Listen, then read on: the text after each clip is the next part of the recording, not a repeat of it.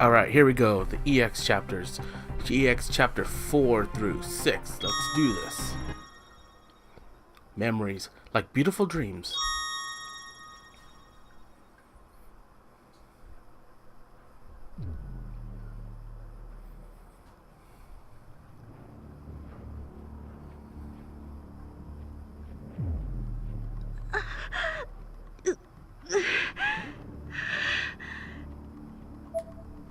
Through my hazy vision, all I could see was a red pair of eyes cutting through the darkness like flames.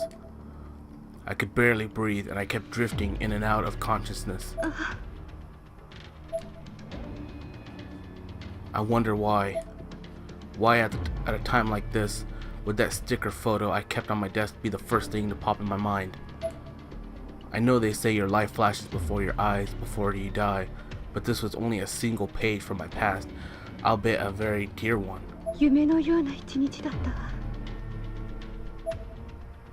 I could hear their laughter in the back of my head. The sky was a beautiful crimson-purple fusion, and the sweetness of that cake from the cafe was still on my tongue as we entered the photo booth.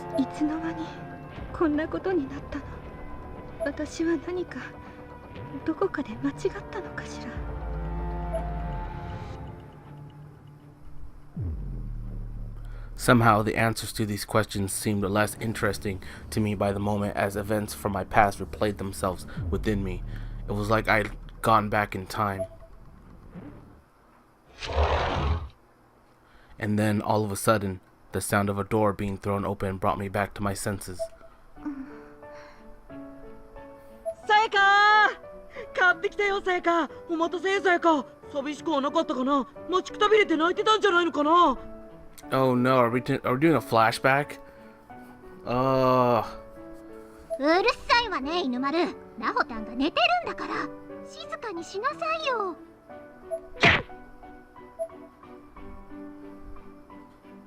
I heard every word and raised my head to survey the situation. Though I first regained my focus by staring at the clock above the blackboard, which slowly registered in my newly awakened mind as indicating it was now 4 o'clock. 寝すぎたかしら。 I must have been exhausted from working on that draft late into the night, but with the deadline fast approaching, I had little other choice. I also must have been out for a really long time, as I had absolutely no memory of anything from 6th period. I looked around me, but the only other people in the room were Sayaka and Inumaru. ごめんね、ナホタン。起こしちゃった。もっと寝ててもいいんだよ。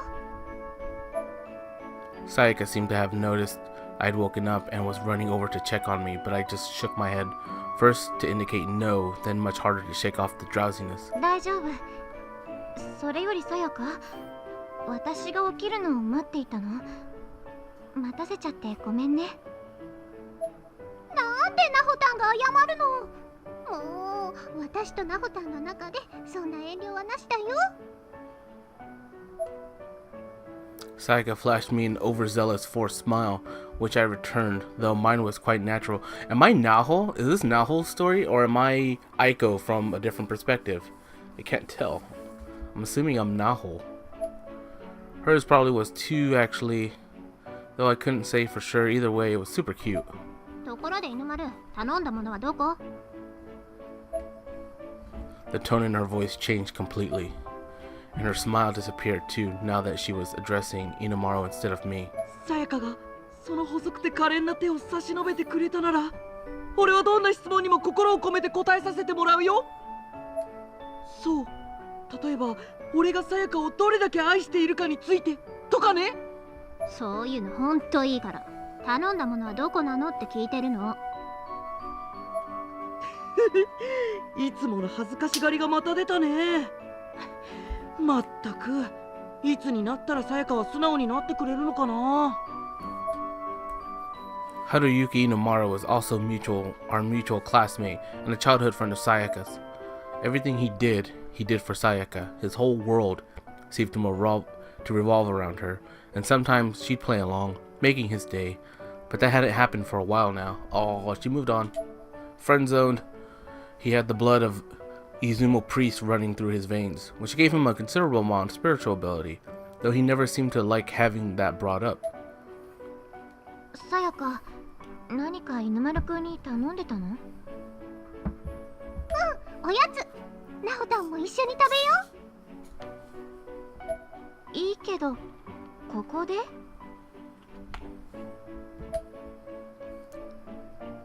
If you're hungry, you should just eat on the way home. That's what I'd always been taught. Though actually, we did eat on the way home all the time.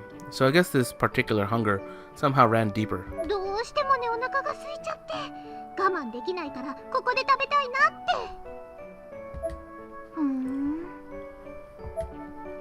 さやか、持ってきたよ。Inumaru, who had left the room without our knowledge a few seconds earlier, suddenly burst back in, with a flatbed cart in tow, squeaking away. And I could hardly believe what was on it. じゃっじゃーん。どうだいさやか、すごい量だろ。Boxes and boxes of fatty, sugary, pre-packaged foods lined every single square inch of the transport. ケーキにワッフル、 Cakes. ドーナツ。あ、最近できたばかりのプレッツェル屋さんの箱も。や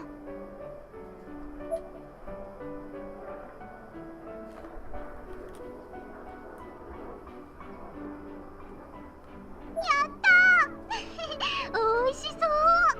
いただきます。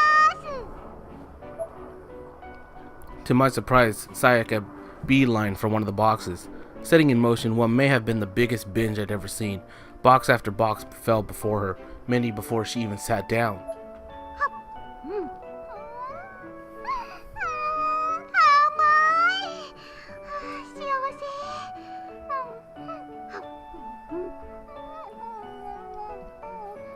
Oh, I feel so bad that she's dead now. She's like the cutesy type. Sayaka was ingesting these fatty, sugary, processed foods at an alarming rate. I'd never seen one person eat so much food she shouldn't in such a short period of time. さやか、どうしたの？あ、もちろんなほたんも食べてね。どれも美味しいよ。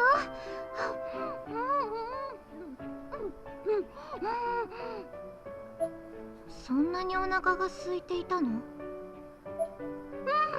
そうなの。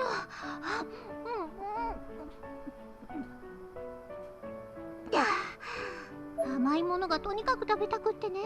カロリーが心配だけど、でも食べたいんだから仕方ないよね。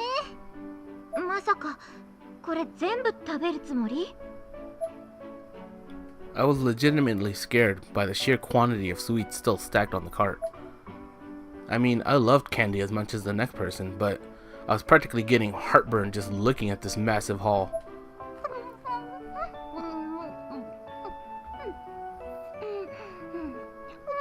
ちゃんと全部食べるよ。ちょっとさやか、本気なの？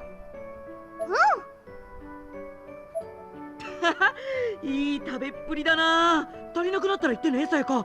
すぐに追加を買ってくるから。何を言ってるの、犬丸くん。こんなに食べさせたらさやかが太ってしまうじゃない。心配ご無用だよ、さえのきさん。さやかならどれだけふくよかになっても可愛いに決まってるからね。ああ、でも抱きしめた時に両腕が届くくらいまでにしてもらえると俺としては嬉しいんだけど。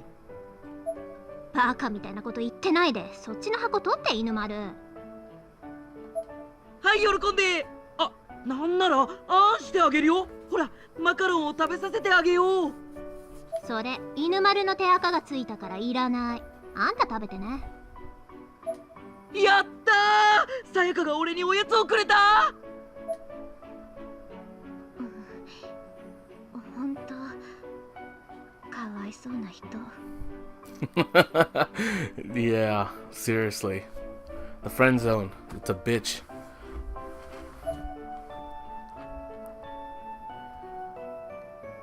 Inamar was now holding the macaroon close to his heart, with a joyous expression on his face. I couldn't bear to look at him anymore, so I turned my attention back to Sayaka. I studied her as she continued to engorge herself, trying to determine how someone so typically mild-mannered had wound up in such a state. This was decidedly not normal behavior for her in any way. Something was definitely off. それにしても何か違和感があるのだけれど。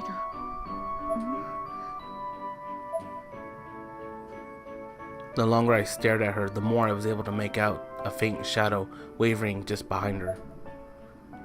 レイ？ It was a low-level spirit, one that could easily slip by unnoticed if a highly trained observer weren't looking very, very closely.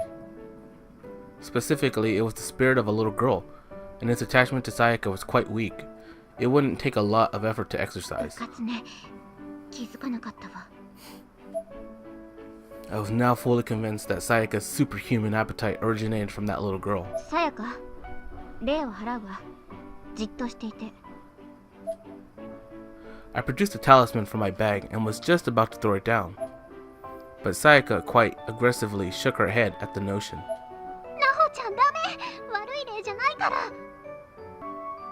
え？あのね、この子、かわいそうなんだ。ずっと楽しみにしてた評判のスイーツを買った帰り道、居眠り運転の事故に巻き込まれて死んじゃったみたいでね。それ以来、美味しいスイーツが食べたくて仕方がなくて、成仏できないみたい。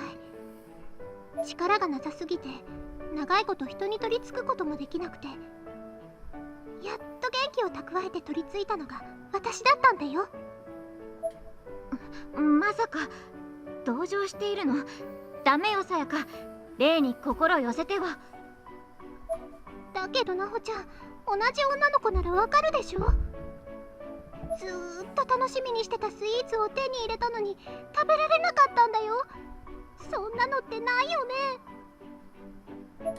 それはまあわからなくはないけれど。でしょ。だからね、私この子が満足するまでスイーツを食べてあげなきゃって思うの。ほら、こうやって甘いものを食べるとこの子幸せそうな顔するんだよ。The girl behind Sayaka did seem genuinely pleased every time Sayaka popped something in her mouth. And there wasn't the slightest hint of malevolence from her. If anything, she projected a certain innocence that genuinely made even me kind of sympathize with her. だからってさやかが太るのは嫌。One of my secret joys was admiring Sayaka's magazine spreads. She always wore the most beautiful clothes, exhibiting a true sense of style and a true understanding of fashion in every photograph. Though I could hardly say out loud, it was much too embarrassing. さやか、どんな例にせよ、取りつかれた状態はあまり良くないわ。やっぱり払った方がいいと思う。悪いことはできそうにない子だから平気だよ。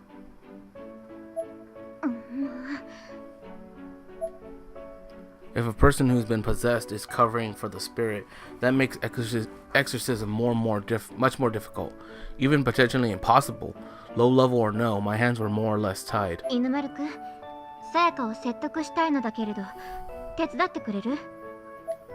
説得？どうして？さやかに霊がついたままなんて、あなただって嫌でしょ？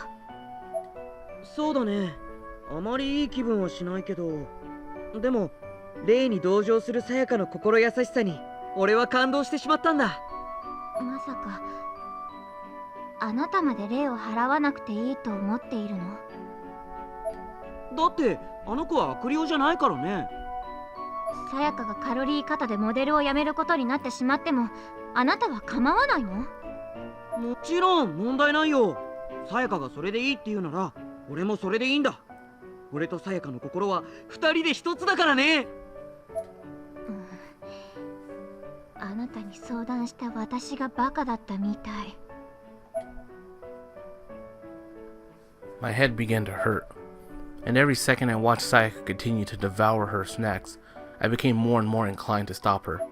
ここはもう強行策に出るしかない。Sayaka might hate me for this, I thought, but that was a risk I was willing to take. My course of action decided upon, I took my stance and prepared to send that girl along to the ever after. But before I could even begin the chant, an unexpected visitor arrived.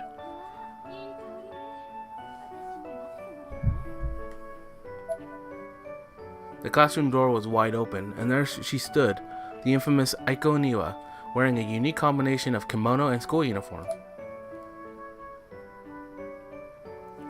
She was a self-proclaimed intelligence agent from class 3-5, and she had a lot of tendencies that I found distasteful. Specifically, she seemed to live for collecting spirit items, and just in general came across a bit shady and manipulative, or at least that's how I'd always seen her. Mouthful of donuts, Sayaka nonetheless did her best to acknowledge the presence of this new arrival. She wasn't particularly fond of Aiko. However, as the two of them had butt heads previously, but Sayaka had a general love of beautiful girls, and Aiko ranked fairly high on her beauty scale, so she always seemed a little conflicted about that. Aiko, 何しに来たの? あら、そう冷たい声を出さないで、ナホちゃん。私はただ帰ろうと思って階段を降りていたら甘い香りが漂ってきたから気になっただけよ。そうしたらナホちゃんたちに出くわしたの。これって運命かしら。アイコさん、ナホちゃんに色目使わないでください。まあ、そんなことしてないわ。言いがかりはよしてね、さやかちゃん。アイコ、さやかを煽らないで。そんなつもりはないのだけど。あのね、今はあなたの相手をしている暇はないの。そうなの? She tilted her head and examined the cart full of sweets, then compared its size to Sayaka's tiny frame. あらあら、さやかちゃんは女力士役のオファーでも来たのかしら。さやかが女力士。はあ。Sayaka seemed confused, and Inamaru seemed disturbingly intrigued. I just ignored them both and let out a huge sigh. アイコ、よく見て。さやかの後ろに霊がいるでしょ。あら、そう言われてみれば。まあ、随分と影の薄い霊だこと。その子がさやかに取り付いて、これだけのスイーツを食べさせているのよ。払いたいのに、さやかが協力的じゃなくて困っていたところなの。そういうことだったの。なら、ちょっと見せてもらえるかしら。Aiko cautiously approached Sayaka and observed the spirit's behavior for a moment. Aiko's passion was the collection of spirit items infused with deep hatred or malice. So if this little girl wound up being a little darker than she seemed, Aiko would undoubtedly snatch her away on the spot. スイーツに執着心があるのね。そう。それで、自己死についてはどう思っているのかしら。さぞ無念だったのでしょう。相手を殺してやりたいとか呪ってやるとか考えているのではなくて。そう？じゃあ誰かで構わず同じ目に遭えばいいなんて風には思わない？あら、そうなの。Aiko broke off the conversation shortly after this exchange and walked back toward me with slumped shoulders. ダメね。全然なってないわ。せっかく霊になったというのに、美味しいスイーツが味わえれば満足なのですって。信じられる？ナホちゃん。彼女、何も恨んでないっていうのよ。ありえないでしょ。そんな霊に存在価値はないわ。Aiko had completely lost interest, and she didn't seem to care that the little girl had heard every word she said. The spirit was on the verge of tears, shrinking back behind Sayaka to distance herself as much as possible from this hostile new presence. そこまでアイコが言うってことは、本当に悪意は皆無なんでしょうね。だからね、ほんとかわいそうな子なんだよ。分かってあげて、ナホタン。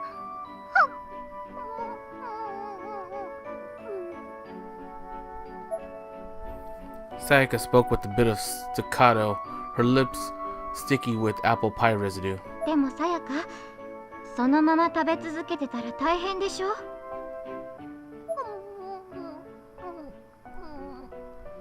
うかな。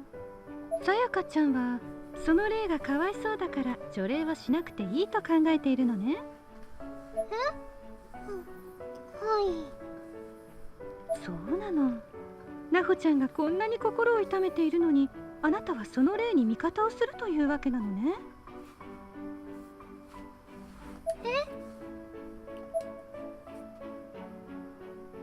ねえ、なほちゃん、さやかちゃんたらひどいわね。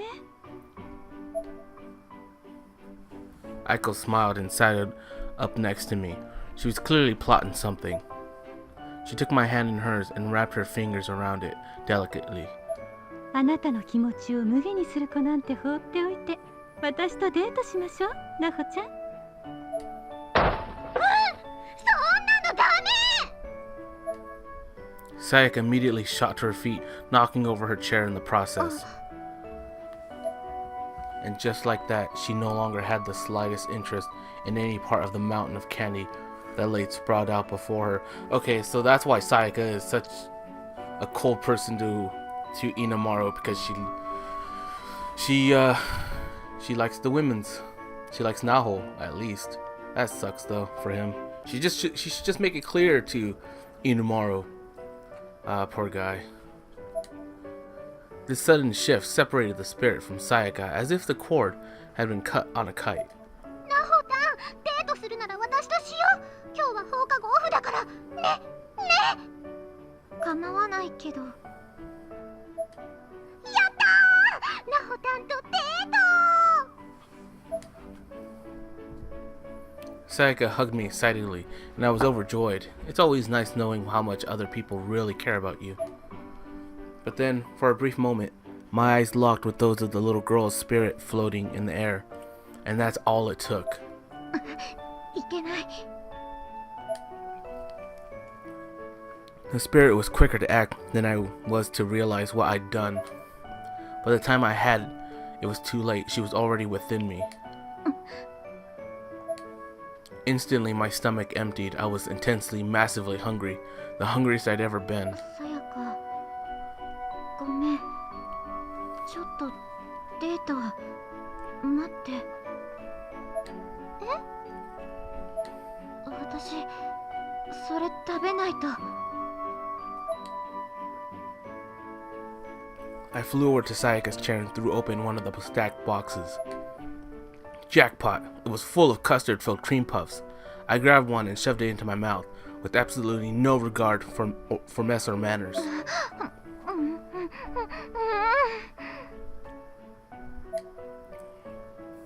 The rich custard melted in my mouth, and the light, delicate aroma filled my nostrils.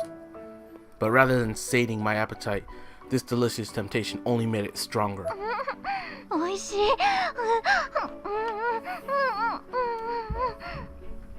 あらあら、今度はあの子なほちゃんについちゃったのね。本当だ。なほちゃん大丈夫？ I had neither the time nor the desire to answer her question. I was too busy moving my hands and mouth, either eating sweets or formulating a game plan to eat further sweets more efficiently, but I couldn't exactly leave her hanging. 大丈夫。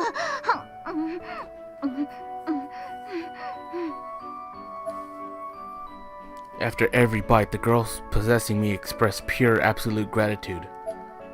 I heard whispers from her to the effect of, "I'm so happy" and "Thank you so much," and I immediately realized this could be a real さ problem. やかが同情するのも仕方ないのかも。 The desire to continue eating, no matter what, made this spirit every girl's worst enemy, and the worst part was I just couldn't say no to her. She was too relatable. Rarely had I ever encountered a spirit who elicited such a sympathy that its host would choose not to part with it.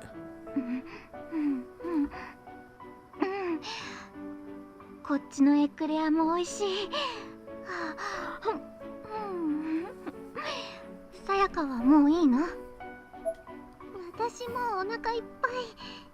っていうかこんなに食べたっけ？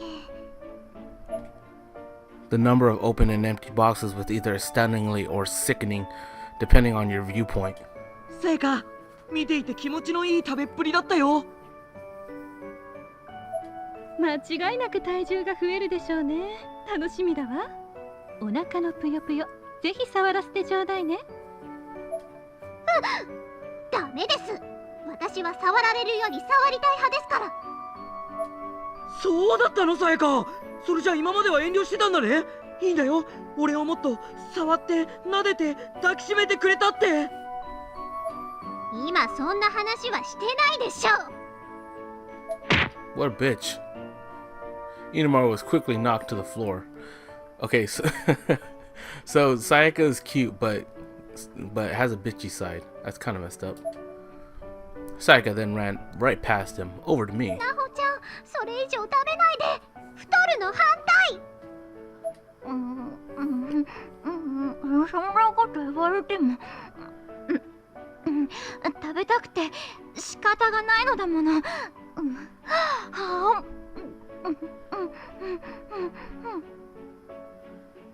I like that. Easier said than done, but I like how it's written. That's pretty funny. なほたんが太っちゃうなんてやだ。それは私も困るけど。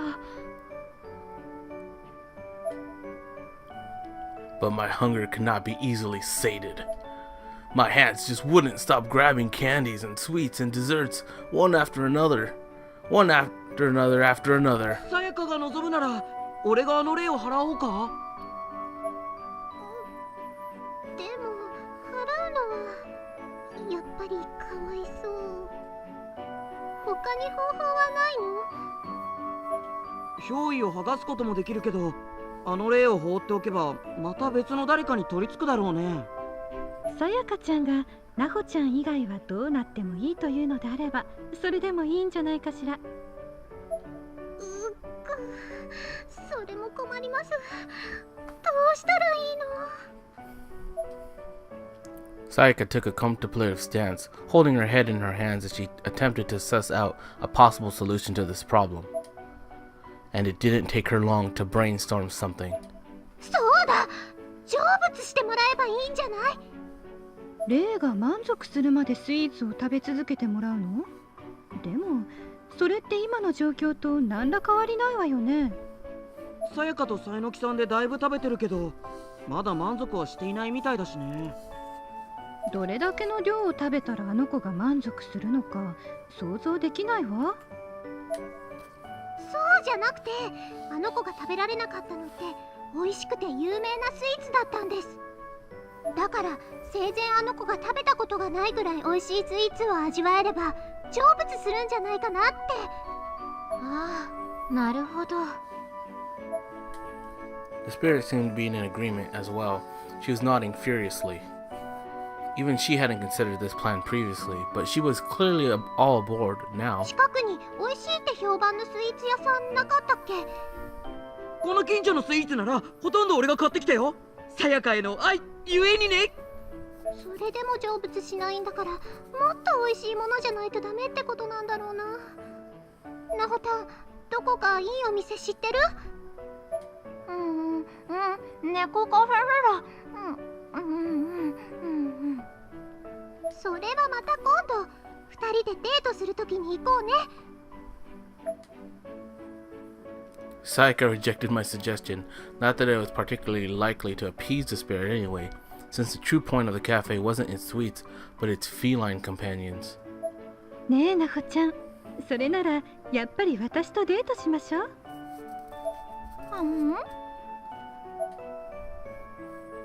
A ticket was handed to me, presented with a certain flair that suggested it must have been something special. カフェホルタース？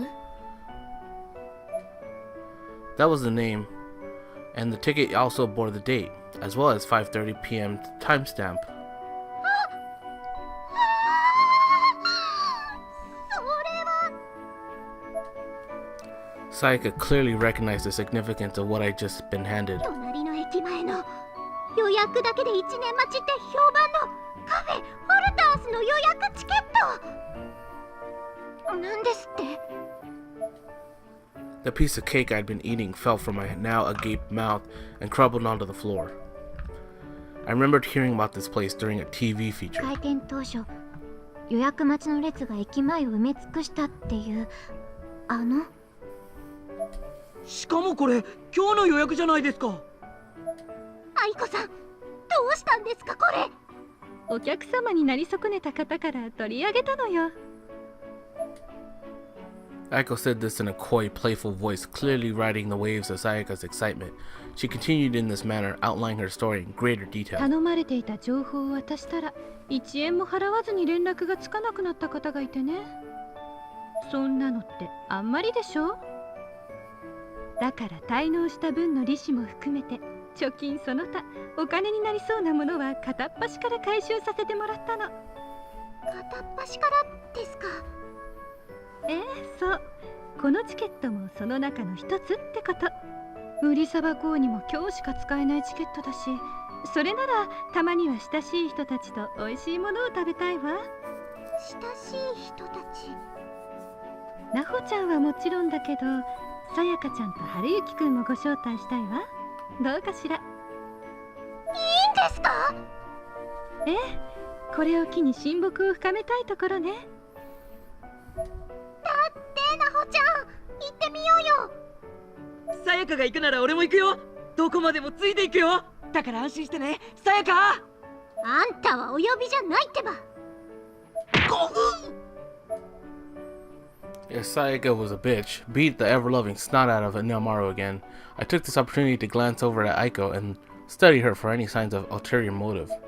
親しい人たちと言われるほどあなたと仲良くしたことはないと思うのだけれど。 I'd known Aiko for a while, but mostly just as a colleague in supernatural studies.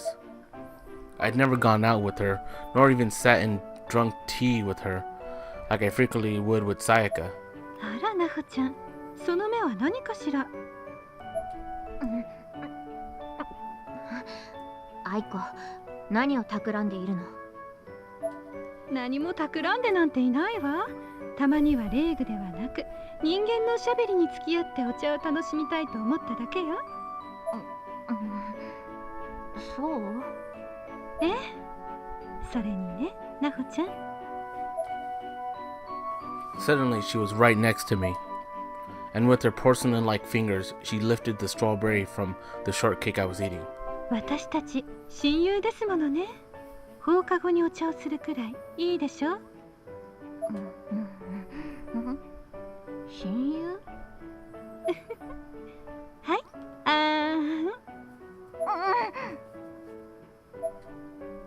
Instinctively, I did open my mouth, at which point the strawberry was gently placed on my tongue, and I found myself swallowing it without な hesitation. ほちゃんたら口元に生クリームがついているわよ。She brought her finger up to my lips and wiped the cream from them. Whoa. After which point she stuck that same finger in her own mouth, savoring the second. This is starting to turn to something else. 甘さ控えめで美味しいわね。何するのよ。メロハーン。美少女同士のあーんからの生クリーム。 I knew it! I knew that was where this is going.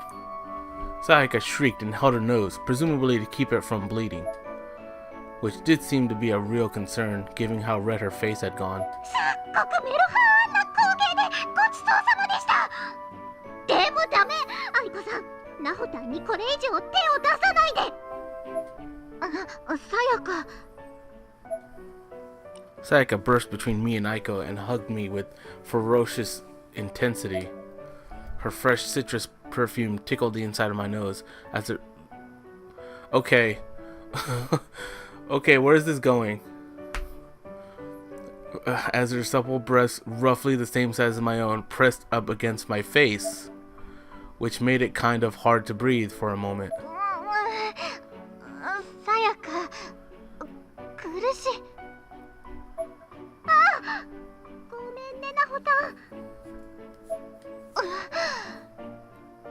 でもこうでもしないないとナホタンまたアイコさんにあーんってされちゃうもん。されないから。二人とも相変わらず仲良しなのね。焼けちゃうわ。Aiko's fox pouty voice was only making matters worse with Sayaka, and in turn I was getting more and more fed up with the whole situation. Did they completely forget about the ghost that was in the room? Which is about when I realized that my body had grown lighter. 憑依が取れた? My concern over suffocating to death on Sayaka's boobs seemed to have diverted my attention away from all the delicious sweets. And sure enough, it only took a moment of scanning the area around me to see the spirit girl floating freely, looking a bit concerned. She seemed to be trying to decide between Aiko and Inumaro, the latter of whom was on the ground holding his stomach. Naturally, she chose to possess Inumaro this time. 甘いものが食べたい。 He quickly shot to his feet and ran full speed toward the remaining piles of boxes of candy and confectionaries. うまい。でもこれ間違いなく太っちゃうね。こりゃ大変だ。さやか、メタボな俺でも愛してくれるよね。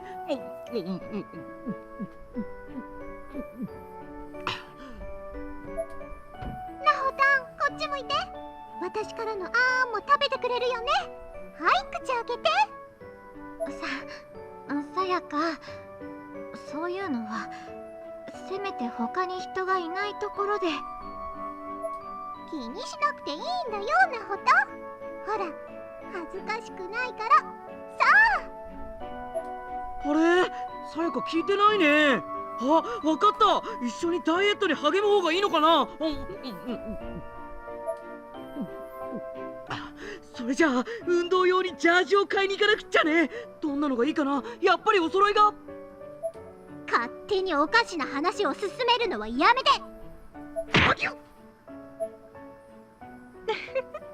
あなたたちっていつ見てもおかしいのね。見ていて飽きないわ。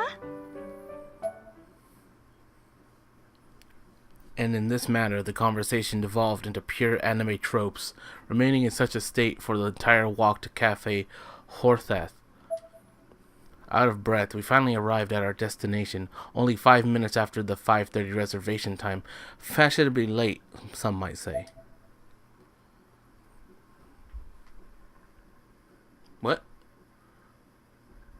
What? Did it ask me to save in the middle of the chapter? That's odd. Let's save it right there.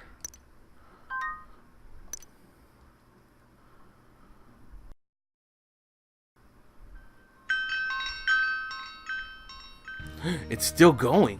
Wow. We pushed open the heavy doors and heard the clinking and clattering of a very unique door chime as we stepped across the threshold. A server quickly came and took Aiko's reservation ticket, then guided us to our seats. もう我慢できそうにないよ。Inumaro began sucking on some candy while we waited to help stave off his insatiable hunger. When our he opened his in record time and began salivating.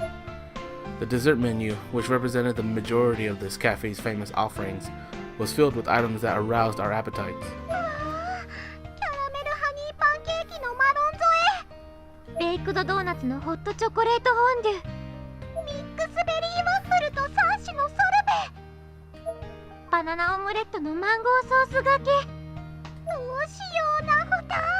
どれもこれも美味しそう。目移りしちゃう。さっきあんなにスイーツばかり食べていたのに注文せずにはいられないわね。すみません、注文いいかしら。 Sayaka and I were still deciding, but Aiko flagged down the server anyways. He was an elderly man and very professional, with a very professional, very respectful disposition, and strangely, I kind of felt like I recognized him. お伺いいたします。白玉と抹茶のレアチーズケーキを一つ、それとほうじ茶のミルクティーをお願いできるかしら。かしこまりました。俺はこっからこっちのページまでのメニューをとりあえず全部。かしこまりました。そんなに頼むの？だってもうとにかく食べまくらないと餓死しそうなくらいお腹が減ったんだよ。あ、そう。他にご注文はございますか？ナホタン決めた？あ、それじゃあカモミールティーとバナナオムレット。私はキイチゴのシフォンケーキとピーチティーで。かしこまりました。少々お待ちくださいませ。この人やっぱりどこかで。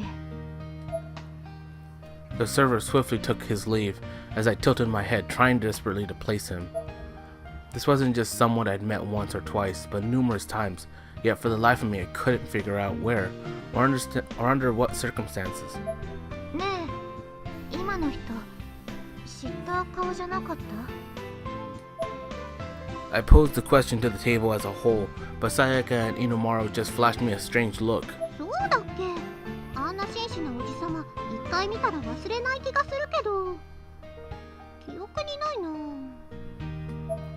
俺さやか以外の人ってなかなか覚えられないからね。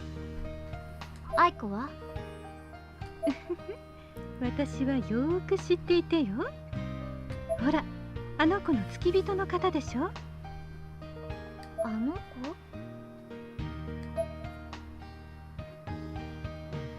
I followed Aiko's fingers with my eyes, and found myself face to face with a young girl wearing a Lolita-style dress, decorated liberally with ribbons. こんにちは。さえぬきさんと愉快な仲間たち。あ、あれ確か転校生の。水木マガリさん。 She studied our reactions for a moment and then got up from her chair and approached me. Mizuki had recently transferred to our class, though no one really knew much about her. Her features were doll-like, with perfect skin complemented by that adorable outfit. She was cheek-pinchingly cute at first glance, but beneath the surface, she was ruthless and cruel. さっきの店員は水木バルドさん、マガリさんの執事よ。さすがね、にはアイコ。バルドのことまで知ってるなんて、すごいすごい。 She cackled and pulled over a chair from a nearby table.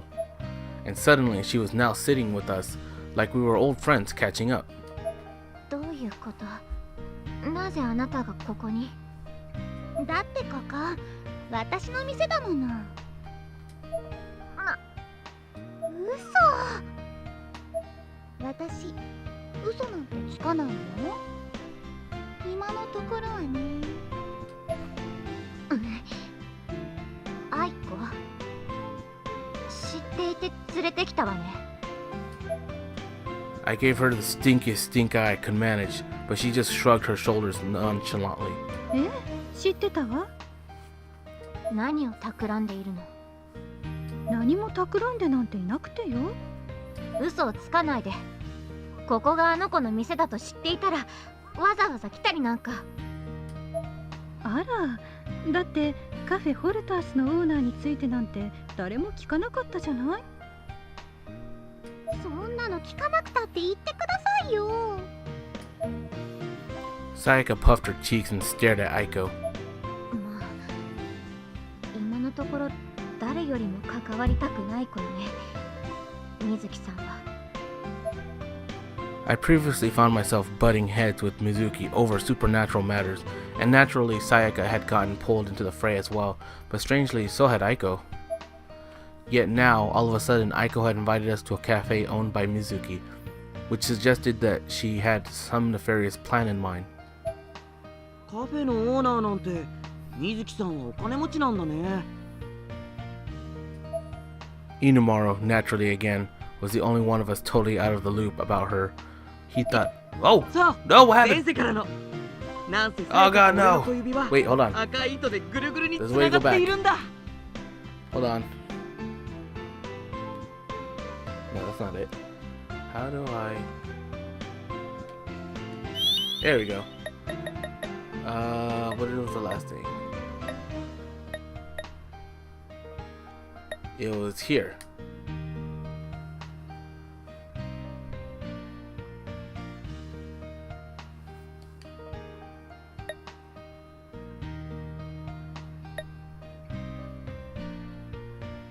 犬丸春之、さやかの前世からの恋人だと覚えてくれれば問題ないよ。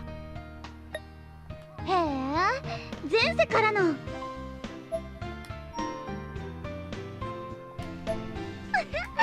あなた面白い。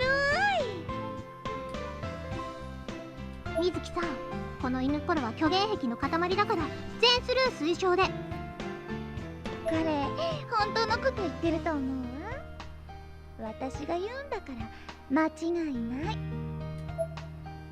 Mizuki smiled brightly. It was hard to tell whether she was serious or just trying to mess with Sayaka. The look in her eyes was plainly that of an evil mastermind, yet her smile was absolutely perfect and beautiful in every way, which somehow made it all more unsettling. ところで、なぜあなたは勝手に同席しているの？だって私もみんなとお友達になりたいもん。私たちにあんなことをしておいてよくもそんな。やだ、私だけ仲間外れなの？クラスメートなのに。そういうのっていじめって言うんでしょ？ひどいな。そういうつもりじゃなくて、ただ私はつもりじゃないってことは悪意なきいじめなの？やだ、そっちのがよっぽどタッチ悪い。さやかってそんな子だっけSayaka's cheeks swelled up bit by bit. They almost looked like you could prick them with a pin and they'd pop wide open. さやか、こらえて。でもなほたん、私も彼女はいけすかないから気持ちはわかるけれど。彼女はあなたたちのクラスメートなのよね。それならあんまり邪険にしてはかわいそうよ。愛子さんは話がわかるみたいね。愛子、あなたどっちの味方なの？そんなの決まっているでしょ。愚問だわ。私はより私のためになりそうな事柄の味方よ。マガリさんと仲良くしておけば礼具関係の話が聞けるかもしれないでしょ。何より誰かを仲間外れにして飲むお茶はあまり美味しくないでしょうしね。そうそう、愛子さんの言う通り。なんでみんなそんなに仲が悪そうなんだい？ Inumara was clueless, and it would take far too long to explain the situation to him, so I figured it was easier just to ignore him completely. I looked everyone else square in the eye for a second, though, ultimately settling on Sayaka. She was in tears. さやかが泣くほど嫌がっているなら答えは一つよね。やっぱり水木さんには遠慮してもらう。オーナーのお願いを断るってことはさ、バナナオムレットはいらないってことでファイナルアンサーって意味になるのよ。さやかにもシフォンケーキ食べさせてあげない。いいの？ついでに他の2人が注文したものも全部キャンセル。ねえ、でもこんなにお腹が空いてるのに。そんなの知らない。腹ペコなら外でチープなジャンクフードでも詰め込めばいいじゃん。卑怯よ、水木さん。I love that phrasing. I didn't want to be this confrontational, but I didn't see that I had much choice. Besides which, it really was a dick move. We came all the way here, but because we were sucking up to the owner, we had to leave without eating anything. That's just unprofessional. It shouldn't have even been an option. わかった。あなたの同席は許してもいいけれど。本当？ただし条件があるわ。I wanted to eat these supposedly legendary sweets, but Sayaka was too near to me and dear to me for just let this go on Mizuki's terms. So I decided to do some bargaining. あなたが私たちの神経を逆なでするようなおかしなことをしでかさないと約束するのなら許可してもいい。Mizuki's eyes widened and a grin crept across her face. おかしなことって例えばこういうShe moved faster than my eyes could see. Suddenly she had my arm and was pulling me in close, and then before I knew it, I was feeling a continuous warm and squishy sensation on my cheek.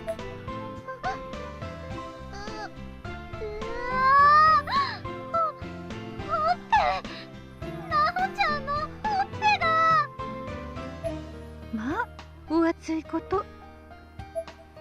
すごいなあ。最近の女子ってほっぺにチューのスキンシップくらい普通のことなの？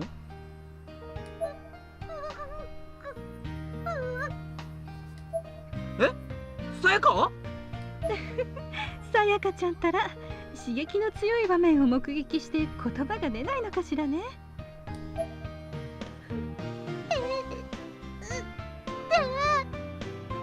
メロハーンも飛び出さないなんて本当にショックなのね。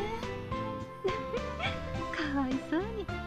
それにしてもあなたたちはいつまでそうしているのかしら。 This was around when I finally came back to my senses. Instead of just a simple peck on the cheek, Mizuki had been sucking my skin this entire time, and now that this realization had finally dawned on me, I immediately pushed her away. 何をしているの？離れて。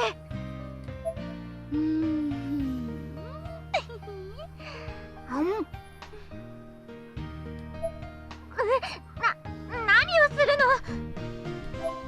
さえのきさんのほっぺ美味しそうだったからなじみ。Finally distanced from my cheek, she glared ferociously at me, seemingly sizing me up to determine whether or not I was worthy of remaining in her establishment. Evidently, I passed the test, as she finally raised her arm into the air and snapped her fingers, signaling to her butler. バルド、持ってきて。かしこまりました。On Mizuki's command, the butler cum server arrived with a literal wagon full of sweets.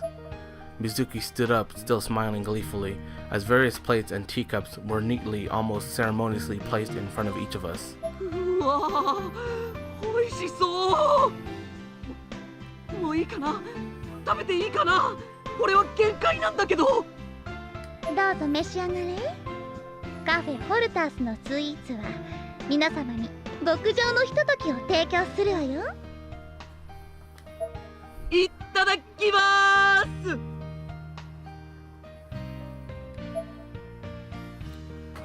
Inamara wasted no time digging into dish after dish, barely stopping to chew its food before shoveling another forkful in his mouth. Possessed or no, it was a terrifying sight to behold. う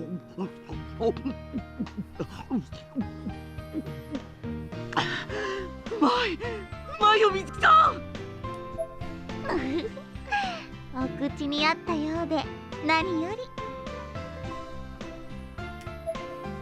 他のみんなもさあ食べて食べて。あ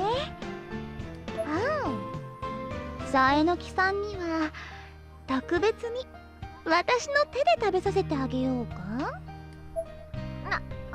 結構よ。遠慮しないでよ。親友同士ならそれくらい普通にやるものでしょ。そもそも前提がおかしいわ。一体いつ誰があなたと親友になったのよ。まあ、ナホちゃんったらまた親友候補を作ったの？モテるのね。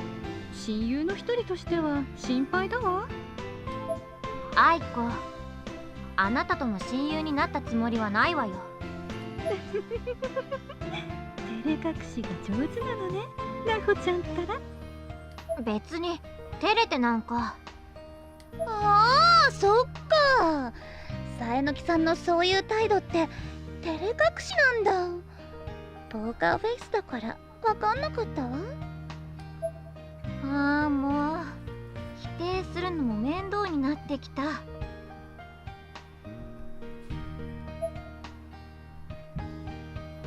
I had a splitting headache at this point, and can think of no better cure for it than vast quantities of sugar. I took my knife and fork and cut off a big piece of my banana omelet, shoving it into my mouth and, well, swishing it around a little to savor it.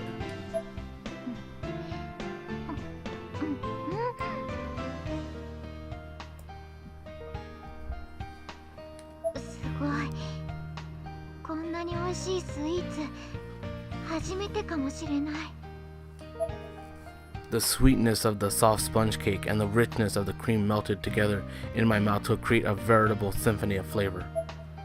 And mixed in with it was the bittersweet banana itself, the crown atop this royal treat. どうしよう、手が止まらないでしょ? Surprisingly, Mizuki's expression had changed into something altogether more innocent than before as she delightedly ingested spoonfuls of sweet confections. See, Meguri looks cute right there when she's not trying to kill you or do anything. Hers was a parfait topped with a cavalcade of grapes. 我ながら美味しい。マガリンちゃん、天才。あなたが作ったわけじゃないでしょ。I held my tongue. Better not to stir the pot right now. To help keep me quiet, I shoveled another piece of omelet into my mouth. 本当に美味しい。これは予約必須のお店になるだけあるわ。My dessert was basically flawless. And though I was very, very full, I just couldn't stop going back for more. こういうのも一回くらいは悪くないかもね。お茶とスイーツをお供にして友達と放課後を過ごすの新鮮だわ。私いっつも一緒にいるのはバルトだけだから。そう楽しいからこの席はおごってあげる。みんなどんどん食べてね。ごちそうさま。それじゃあお言葉に甘えて。 I have to admit, this caught me off guard. I never expected someone like Mizuki to be so amiable. I forked another omelet piece in my mouth, feeling cautiously triumphant.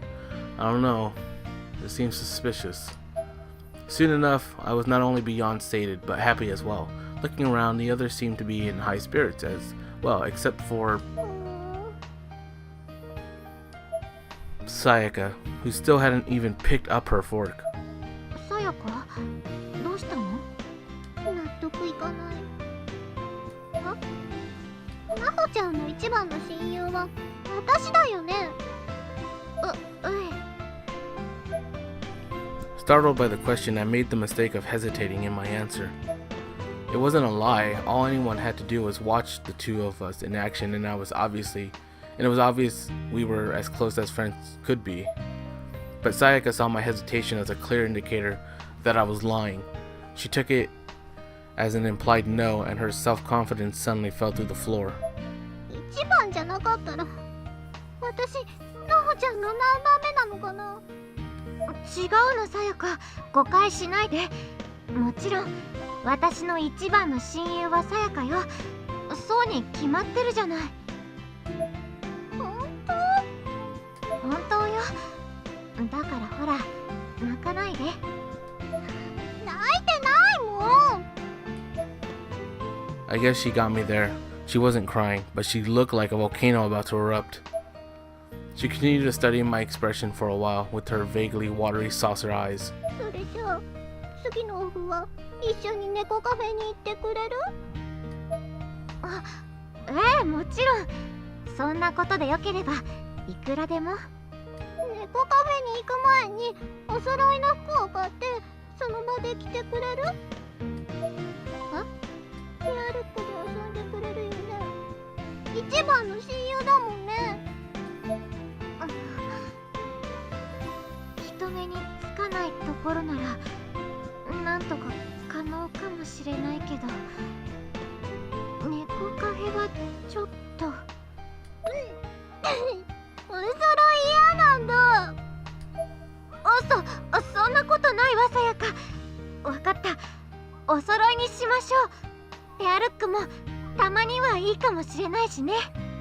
あとアイコさんにやってもらってた猫カフェで私ともやってくれる？え？ This time, I was kind of at a loss for words. 猫カフェなんて人目の多いところでペアルックでさらに何？どういうこと？アイコさんがさえのきさんにしたの？そうね、ここに来る前に教室でそんなこともした気がするけれど、でももう済んだ話だと思っていたわ。さやかちゃんたらそんなに根に持たなくたっていいのに。アイコさんがやったんなら私もしたい。さえのきさん、ちょっと口開けて。ダメ！これ以上ナホちゃんにちょっかい出そうって言うなら私を倒してからにして。いいの？待って、話がややこしくなるからさやか以外は黙っていてもらえると助かるんだけど。 Sayaka and Mizuki looked like they were about to face off in epic combat, so I decided enough was enough and stepped in to put a stop to it. And in doing so, I realized that the other customers in the establishment had fallen silent as well, and we're all staring at us. That wasn't as much of a surprise as it probably should have been, though given how loud we were being. さやか、少し落ち着きましょうね。落ち着いてるよ。いいえ、今あなたは頭に血が上っている。ケーキでも食べて落ち着いて。ほら、美味しそうじゃない。I tried to divert her focus to one of the chiffon cakes. I hope I'm saying that right. Chiffon cakes we'd received, but Sayaka just kept her gaze firmly glued to mine. Then she leaned in toward me, the spark of an idea flashing across her face. なんが嫌なら水木さんみたいにほっぺチューがしたい。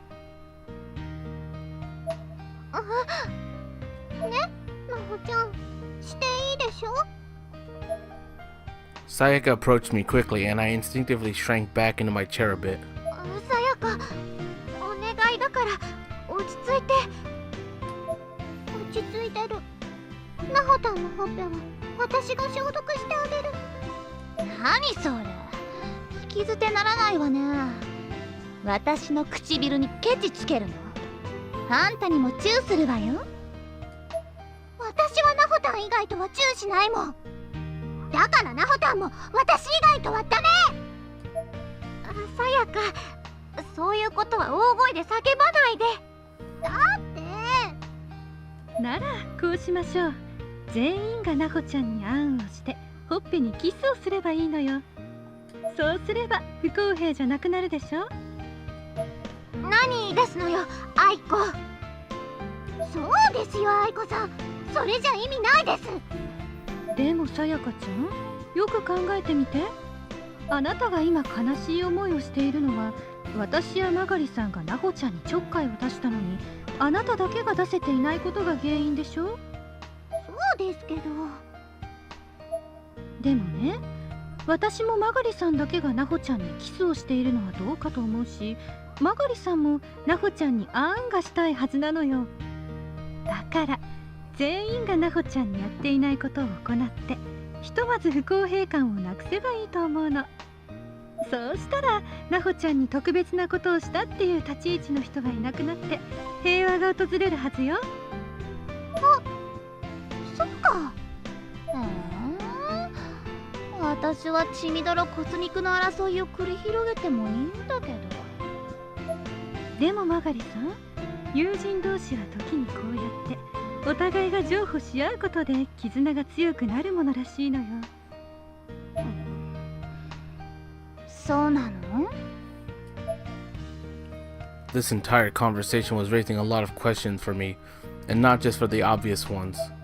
Mizuki barely even seemed to know what the word compromise meant, and Aiko seemed to be basing her understanding of it entirely on hearsay. Was it really possible that neither of them had ever actually compromised on something before? どんな生活を送ってきたのよ。だからさやかちゃん、あなたはなほちゃんにあんをしてほっぺにキスをしてもいいわ。その代わり私もなほちゃんのほっぺにキスをするわね。そしてまがりさんはなほちゃんにあんをする。これで全員平等、一件落着ね。なんでそうなるのよ。仕方ないな。今日は友達記念日ってことで特別だよ。それで譲歩してあげる。わかった。私も愛子さんの意見に乗る。さやかまで何を言っているの？みんななほちゃんの特別になりたいけど我慢してるんだもんね。大丈夫、私も我慢できるよ。さやか、聞いてる？それじゃあなほたん、よろしくお願いします。Sayaka stood up from her seat and grasped my shoulders with both hands. She had a serious, solemn look in her eyes. さやか、まずはほっぺチューするね。その後あんしよう。次は私の番ね。さやかちゃんの後ろに並んでおこうかしら。私も。後が使えてるんだから、さやかは早くしてよね。Aiko and Mizuki rose from their seats and queued up behind Sayaka. The actual other customers looked very uncomfortable. They were half watching, half unintentionally averting their eyes, and seemingly uncertain which approach was more proper. Sayaka's face slowly approached mine. I like how the picture is just moving slowly towards her. It was only a kiss on the cheek, but her expression was that of a microsurgeon focusing on a patient. It made me extremely inexplicably nervous. Let's just see how far her picture will go before I move on. Will it actually reach her? It's still going. That's funny. Nope, it stopped. 待って、私にも心の準備が。But I wasn't going to get any. Sayaka was about to bring it in for a landing, and there was no stopping her now.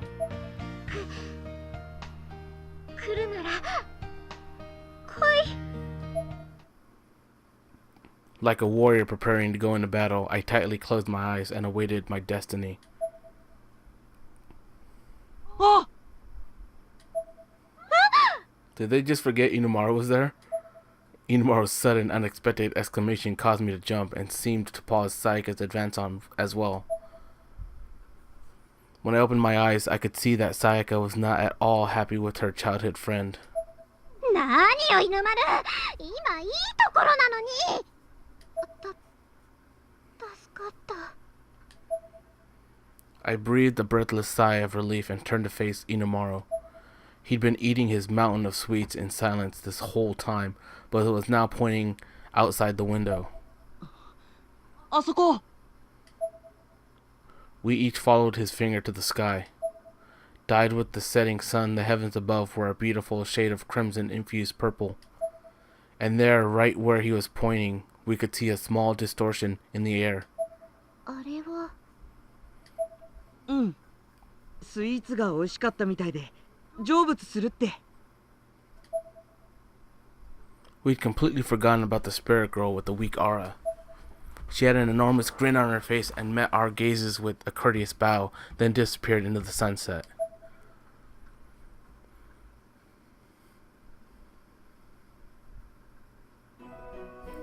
As we left the cafe, the sun was only just peeking out over the distant horizon, growing smaller and dimmer by the moment. I thought the cafe was called Horthath or something like that. Why is it KTRE? We never did find out which particular confection was the one that brought eternal rest to the little girl, but that also wasn't important. All that mattered was she moved on. それじゃあみずきさん、今日はごちそうさま。どれもとっても美味しかった。どういたしまして。お腹いっぱいになったわ。こんなに甘いものばかり食べたら私もプニプニお腹になっちゃうかしら。しばらく甘いものは控えなくちゃかも。でもまた食べたくなるくらい美味しかったよ。予約は1年きっかり埋まってるからすぐの来店は無理でしょうね。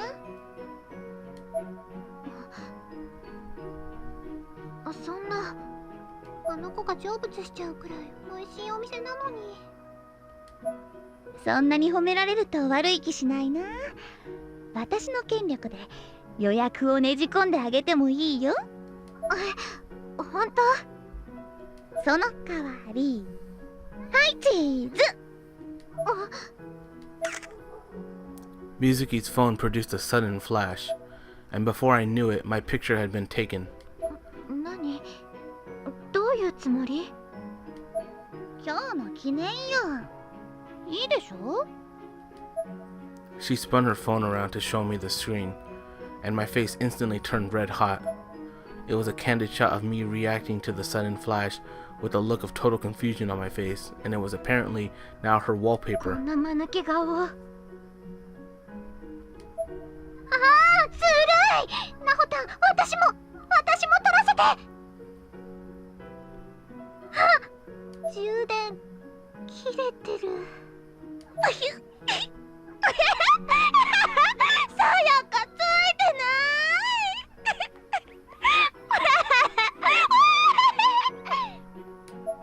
いいもん、明日にするから。でも今日の思い出は今日しか残せないものよ。さやか、代わりに俺の携帯で撮っておこうか。もちろん俺の携帯はさやかしか映さないから撮影対象はさやかだけど。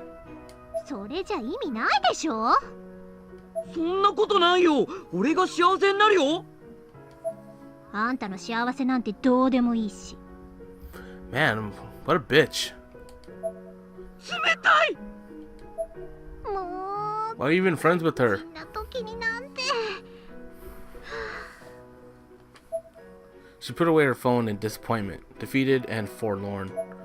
This seemed to have been an oddly rough day for her. これ以上水木さんといたらさやかによくなさそうね。それじゃあそろそろ帰りましょう。水木さん、またね。バイバーイ。 Mizuki waved her hand in an exaggerated motion, then slinked back into the cafe. なんだかどっと疲れたわ。同じく。そう？俺は放課後をさやかと過ごせてとっても楽しかったけどな。犬はお気楽でいいわよね。 Sayaka silently implied, "I'm done with you," elicited a wry smile from me. She was clearly too tired to care how her words came across. I actually felt kind of bad for Inamaru, but I couldn't help appreciate Sayaka's current state of mind. Maybe we were just a tad more simpatico than I'd given us credit for. 私も結構楽しかったのだけど、なほちゃんとさやかちゃんは違うのね。残念だわ。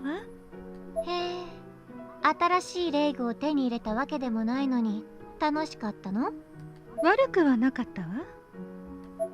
低級霊がいたり、マガリさんに引っかき回されたこともあったけど、親しい人たちとお茶をして放課後を過ごすのは初めてだったもの。愛子さん、こういう風に放課後を過ごしたことなかったんですか？ええ、そうなの。でも愛子さん、そんなに美少女なのにどうして？ Sayaka's compliment was met with a slight smile, though it could have just as easily been a pained smile, for all I know, since I'm sure this was dredging up some memories Aiko would have rather not have thought about.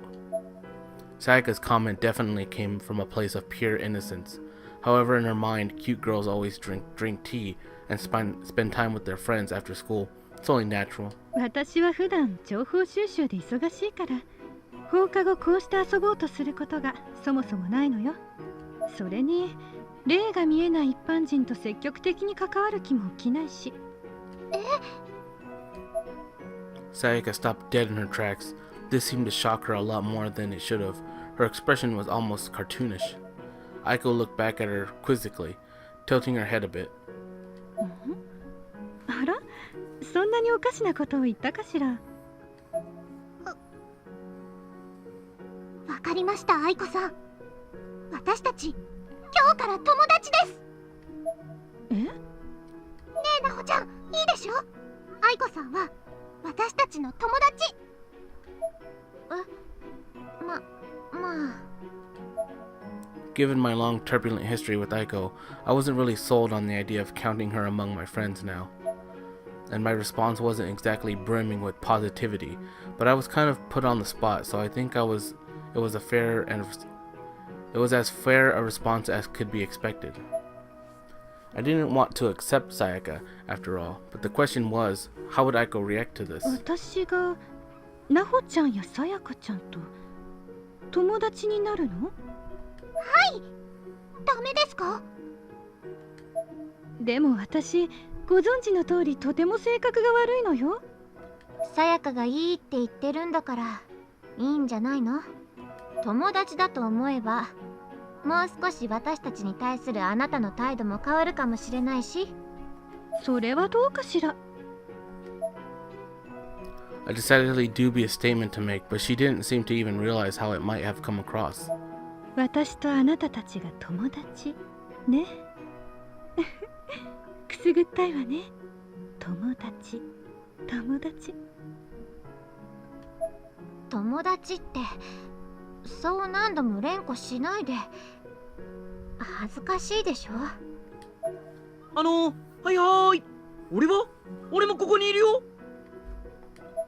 これは女同士の友情なんだから男はお呼びじゃないの。つまりさやかは俺に女の子の友達がいたら焼いてしまうから丹羽さんとは知人以上にはなるなと、そう言いたいんだね。あんたってうざい。やわっ。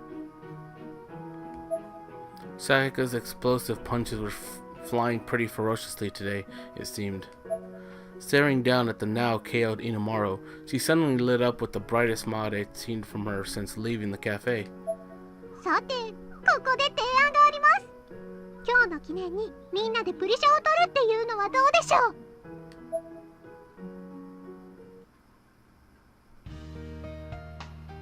Along a bustling street nearby, we found an arcade with a nice shiny row of sticker photo booths inside. I suspected Sayaka might have chosen this particular arcade for a very specific reason, however. That one in the middle, the word next to the AM, that looks like a dude. That doesn't look like a woman. As there was a large sign by the door which read, "No men allowed." ってことで、犬丸、男子禁制だからここで待ってて。いや、ちょっと待って、よく見ようよ。女性が一緒の場合は男性も立ち入り OK ですって、ほら、ここに書いてあるよ。じゃあ、なほちゃん、愛子さん、行こっか。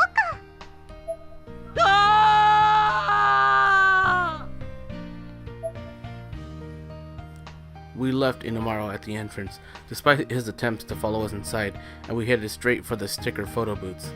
ちょっとかわいそうじゃない？いいの、犬丸も入れてプリシャなんて取ったら何に使われるか分かったもんじゃないもの。一理あるわね。 Aiko provided no argument either, so we were all just shrugged it off Inamaro's misfortune. I then stepped into one of the few booths that was unoccupied, signaling the other two to follow. これで取ろうか。愛子さん、こっちです。入ってきてください。随分と眩しいのね。 Aiko was mesmerized by the booth, squinting as she looked over the lights along the screen. 愛子さん、プリシャは初めてですか？ええ、知識としては理解しているつもりだけれど。じゃあ注意事項を一つ。映るときはモニターじゃなくて上にあるカメラに目線を合わせてくださいね。わかったわ。 Aiko nodded, though her movement felt calculated and stiff. She was clearly very nervous. そういえば私も初めてプリシャを取ったのはさやかとだっけ。最初は緊張するのよね。綺麗に撮れたら友達記念って書きましょうね。なほちゃんとも初めて撮った時はそう書いたんですよ。なほたん。ええ。そうなの。 Aiko's quick response felt hollow and forced. She was still stiff as a board, like her spirit had been left behind somewhere. In a way, her awkward hesitation had a certain charm to it. It proved that she was being genuine, that she was human. せっかくですし、3人で抱き合ったりとかして映りませんか？ええ。背景はどうしようか。なほたんのお好みで。うん、了解。I made a few quick selections, then the background behind Aiko changed. She must not have known about that part. It was actually kind of funny. それじゃあ撮るよ。愛子さん、早く、もっとこっち。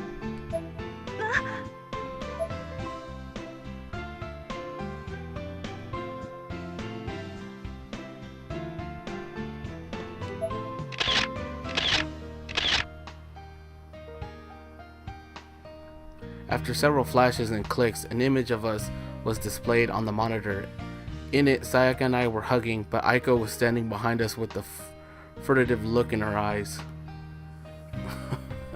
Well, they're not really hugging, she just kind of has her arms on her. 愛子さん、なんで抱きついてくれなかったんですか？あ、そうだったわね。うっかりしていたわ。緊張したんでしょう。そういうわけじゃないのよ。Aiko's mouth said no, but her blood-red cheeks said otherwise. This was the first time I'd ever seen Aiko flustered. もう一回撮り直しましょうか？いいえ、これでいいわ。等身大の私たちという感じで面白いじゃない？ Aiko touched the monitor with her finger and laughed. じゃあ、今日はこれくらいにしておきましょうか。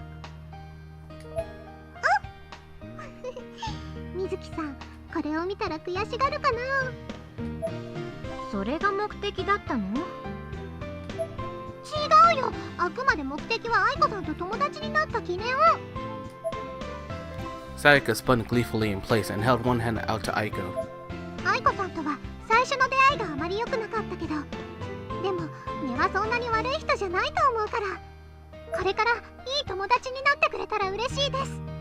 よろしくお願いします。この子のこういうところが好き。I'd always had a tendency to either be way too blunt or way too familiar with people, bringing them down to my level without even realizing it. But on numerous occasions, I truly felt like Sayaka had saved me from myself. よろしくね、さやかちゃん。それから、なほちゃんも。Aiko shook hands with Sayaka and smiled at me. よろしく。Cold and blunt as usual. But I could feel the red spreading across my face, and I was certain Sayaka and Aiko knew how I felt regardless. Naho's face turning red and Sayaka smiling gleefully. Two beautiful, endless, expressive images gone forever. 夢のような一日だったわ。The funny thing is, nothing of note had really even happened. We just ate a whole lot of sweets, talked for a long time, and took sticker photos. All told, we'd only spent a few hours with each other. Just a few wild hours messing around after school one day. だけど、もう二度とあの時間は戻ってこない。Naho and Sayaka were now dead, and their deaths triggered an intense despair, hatred, and sheer insanity within Haruyuki, all of which was directed squarely at me. あの日は確かに笑い合っていたのに。Where had things gone wrong? Somewhere along the line, somebody must have made some kind of mistake. It was Naho. She got too sprung on the dude and did anything to help him. But who? 私のせい。許さない、許さない、絶対に許さない。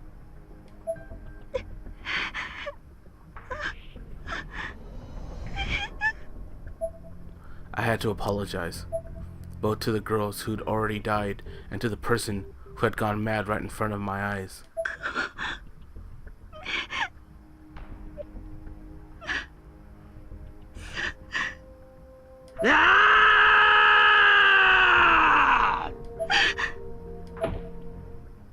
I couldn't even get the whole word out. The sheer depths of his rage bore into my skull, and out I went like a light.